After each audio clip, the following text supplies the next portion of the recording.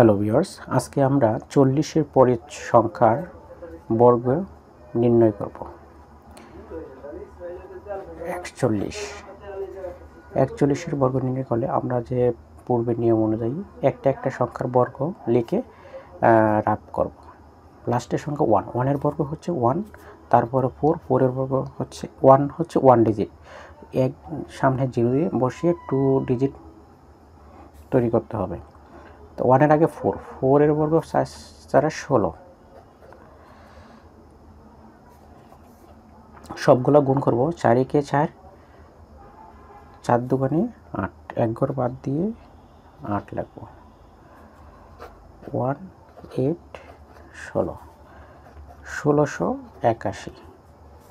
এখন যদি 42 এর বর্গ নির্ণয় করি, 2 এর বর্গ 2 দুগুণে 4, 4 হচ্ছে 1 ডিজিট, সামনে একটা 0 দিয়ে বসা লিখব। আর 4 4 16, 4 4 2 দুগুণে 4 4 16, সবগুলো 4 দুগুণে 8, 8 8 দুগুণে 16, 4 4 6 7 1 1764, 1764। যদি 43 এর বর্গ বের করি, সেক্ষেত্রে লাস্টে 3 এর বর্গ বের করলে 3 3 9, 9 হচ্ছে 1 ডিজিট, সামনে 0 দেব। 4 4 16, সবগুলো গুণ করব। 3 4 12, 12 দুগুণে 24, 24, 9 4 6 8 1, 1849। তেমনি হচ্ছে 44 এর বর্গ, 44 এর বর্গ বের করলে 4 4 16, 16 হচ্ছে কি ডাবল ডিজিট, আমাকে 0 বসাতে হবে না। 4 4 16, সবগুলো 4 4 16, 16 দুগুণে 32, 6 3 9 1, 1936। 45 এর যদি বর্গ বের করি, তাহলে হচ্ছে 5 5 25, 5 5 25, 4 4 16, সবগুলো গুণ করলে 4 5 20, 20 দুগুণে 40 40,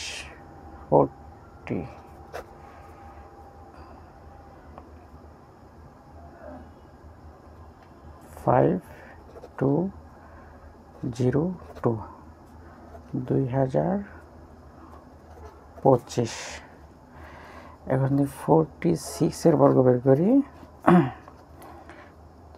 36 36,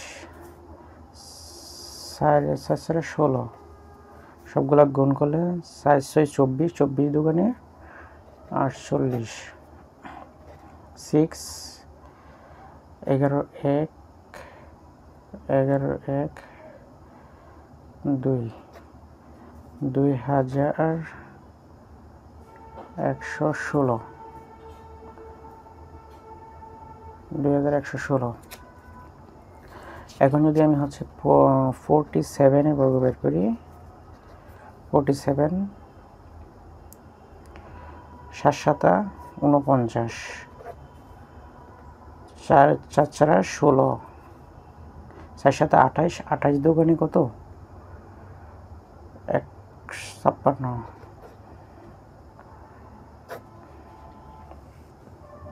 9 0 10 0, 12 2 1 2, 2209। এখন যদি হচ্ছে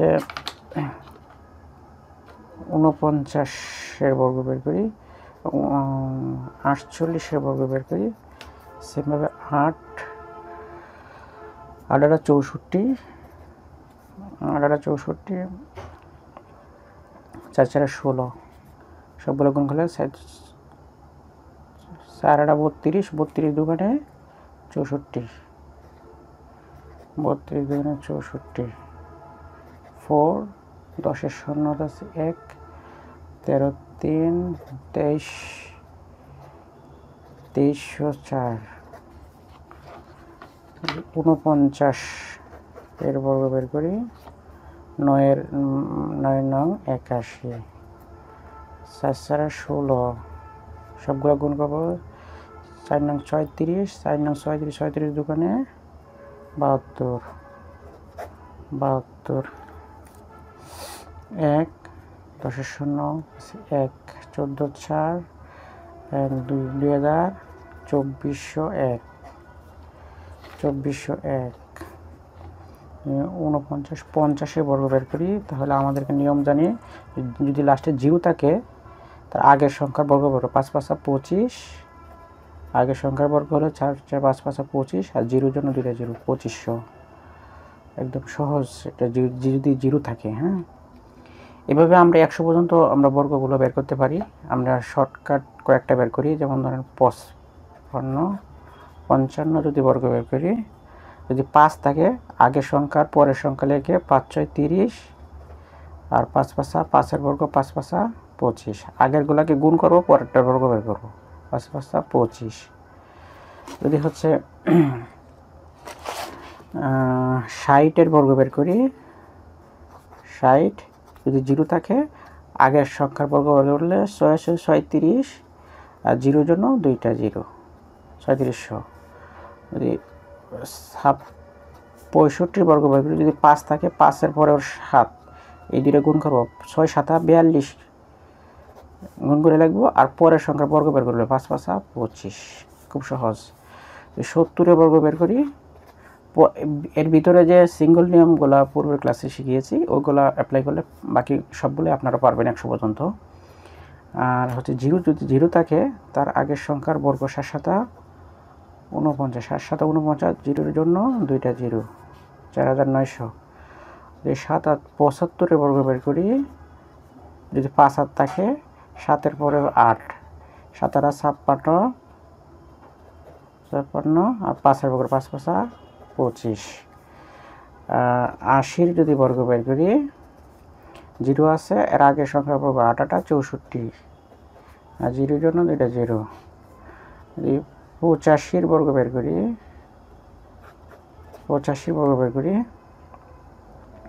5 আছে, 5 এর পরে 8 8 এর পরে 9 9, 8 9 72, আর 5 এর বর্গ 5 5 25। যদি 90 এর বর্গ বের করি, 90 এর বর্গ তো একদম সহজ, যদি 0 আছে, 0 থাকলে খুবই সহজ। 9 9 আগের সংখ্যার বর্গ 9 9 81, আর 0 জন্য 2টা 0।